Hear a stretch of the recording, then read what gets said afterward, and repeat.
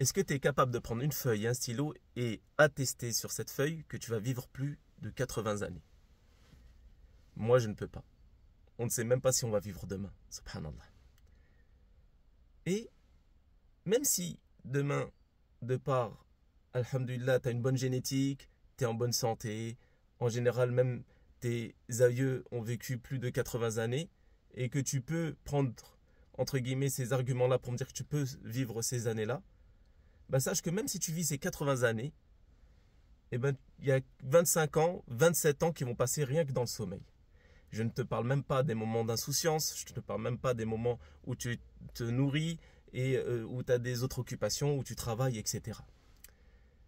Et sache que, subhanallah, Allah subhanahu wa ta'ala, de par sa générosité, fait en sorte à ce que ces dernières nuits du mois de Ramadan se cachent Laylatul Qadr. Et que si tu rencontres Laylatul Qadr en adoration, Allah subhanahu wa ta'ala t'inscrit mieux que 83 années d'adoration, mieux que 1000 mois. Allahu Akbar. Et en adoration, c'est-à-dire que c'est 83 années et plus que en adoration pour avoir auprès d'Allah subhanahu wa ta'ala des grandes récompenses et sa proximité. Et tu peux remarquer avec moi que l'être humain, des fois, se lance des défis. Des personnes vont escalader à main nue des buildings. D'autres vont prendre un vélo et vont traverser 7 pays pour atteindre un but. D'autres vont courir 24 heures sans s'arrêter. D'autres vont essayer de gravir l'Everest. Des défis que pas tous les êtres humains pourraient relever, mais que tout le monde aurait envie d'essayer. Allah subhanahu wa ta'ala ne te demande pas de faire ces choses-là. Il te demande de te retrouver en intimité avec lui quelques heures pendant ces dernières nuits, en cherchant Laylatul Qadr, en lisant du Coran, en priant, en demandant des choses pour toi-même, en demandant le fait d'être effacé de tes péchés, d'être pardonné pour tes erreurs. Comment Allah subhanahu wa ta'ala est généreux. Les autres personnes qui font ces défis, ces challenges, c'est pour des fois avoir la reconnaissance des gens, le culte du moi. J'ai réussi à faire quelque chose, un défi personnel pour se prouver qu'il est déterminé dans la vie.